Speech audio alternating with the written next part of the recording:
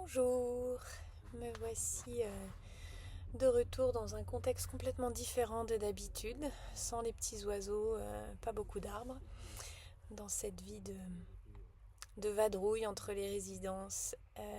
Je suis donc à l'avant du van dans lequel on a notre maison sur roue. Donc mon compagnon est en train de faire une préparation Sciences Po et je suis donc dans l'habitacle parce qu'il ne fait pas très beau. Donc, je voulais aujourd'hui partager un peu des réflexions et partager déjà mon observation qui me fait traverser beaucoup d'émotions différentes, de tristesse, de frustration, de beaucoup de colère. Bon, c'est une énergie qui est très fertile quand elle ne reste pas coincée et qu'elle bouge et qu'elle est en mouvement, donc c'est pas problématique. Euh, c'est un schéma, un constat que je fais de fatigue généralisée, particulièrement chez les femmes. Je vois toutes les femmes qui m'entourent, toutes les femmes que j'accompagne, toutes les femmes de l'entourage des gens que je connais, sont fatiguées, quel que soit leur âge, quel que soit leur niveau de succès, leur situation amoureuse, à quel point elles aiment leur métier. Une fatigue. Et comme c'est quand même, moi, le travail avec l'énergie, c'est vraiment la base de ce qui m'anime, de ce qui m'intéresse et de aussi en termes de presque spirituello-politique, ce en quoi je crois pour un monde ouais, plus créatif, plus allumé et éveillé. C'est que chacun puisse être en contact de son énergie et l'avoir au service de soi. Et là, je remarque vraiment avec un niveau de répétition, ça devient vraiment systématique. Donc j'avais besoin d'en parler et de discuter par le biais des outils que j'accumule depuis quelques années. Euh, donc déjà, ça me paraissait intéressant de le poser là pour peut-être aider à se sentir moins seul. Peut-être se dire que le problème c'est peut-être pas que moi, c'est peut-être pas moi du tout, c'est peut-être pas de ma faute.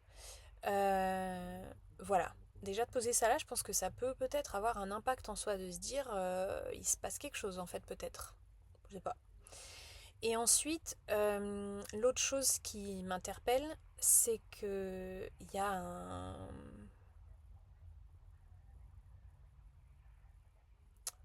je cherche le mot quand on laisse tomber quoi, un détachement, une normalisation de cette un abandon, encore abandon, j'aime bien ce mot, dépité quoi en fait.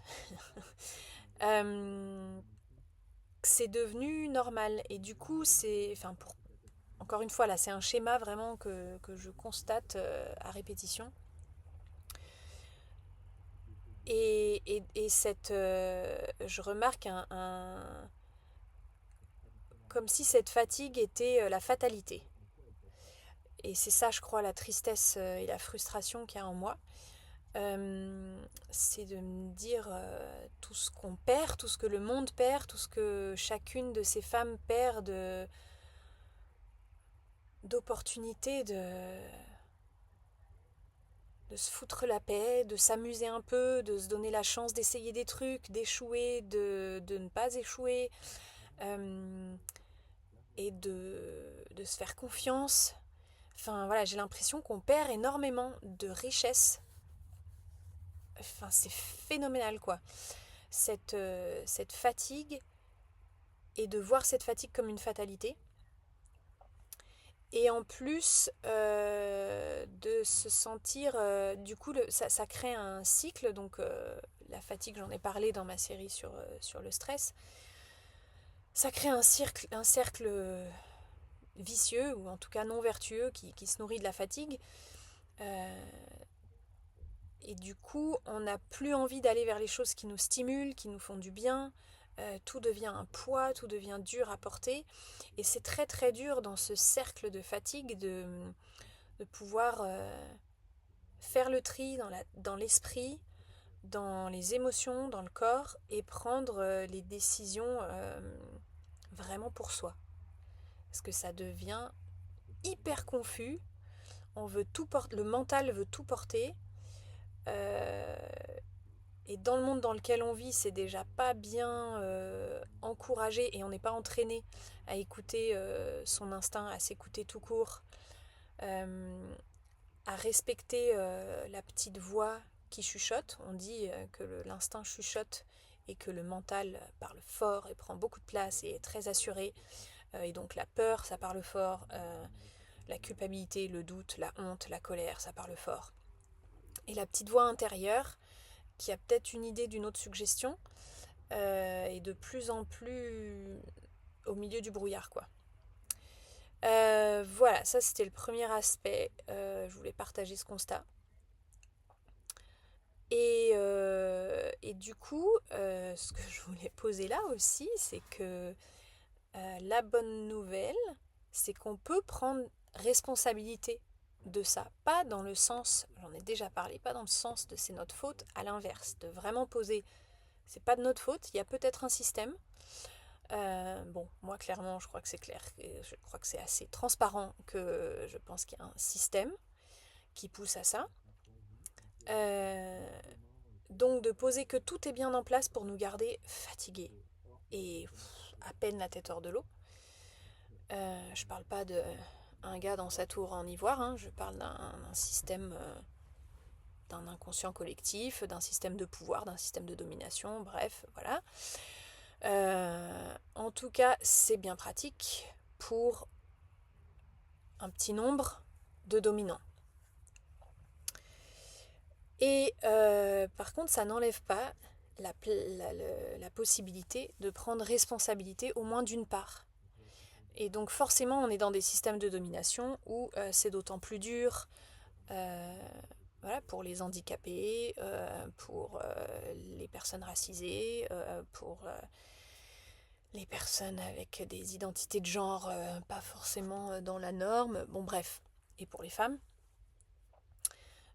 Donc je pense que c'est hyper important à la fois de vraiment garder ça en tête, de ne pas se pousser, de ne pas se violenter, de surtout se déculpabiliser, de reconnaître la honte qu'on peut avoir et de lui faire un câlin ou au moins lui serrer la main et lui dire hey, t'es là, t'as de bonnes raisons d'être là. Parce qu'on est dans un système qui pousse à ça, qui encourage à ça, la validation de l'épuisement, la validation de se dépasser, la validation de se foutre à bout. C'est à croire qu'il faut arriver au burn-out pour avoir le droit de se reposer et pour avoir le droit d'avoir besoin de sens dans sa vie. Ça n'empêche pas qu'on peut prendre la responsabilité et ça demande un choix fort qui peut demander de rééduquer vraiment son cerveau, de choisir, plutôt que d'écouter les news, de choisir la nourriture qu'on fout dans son cerveau pour pouvoir nous aider à se dire, voilà, de lire un peu des articles de neurosciences, par exemple, pour voir que le bien-être n'est pas un luxe. Que se sacrifier pour les autres, ça ne rend service à personne.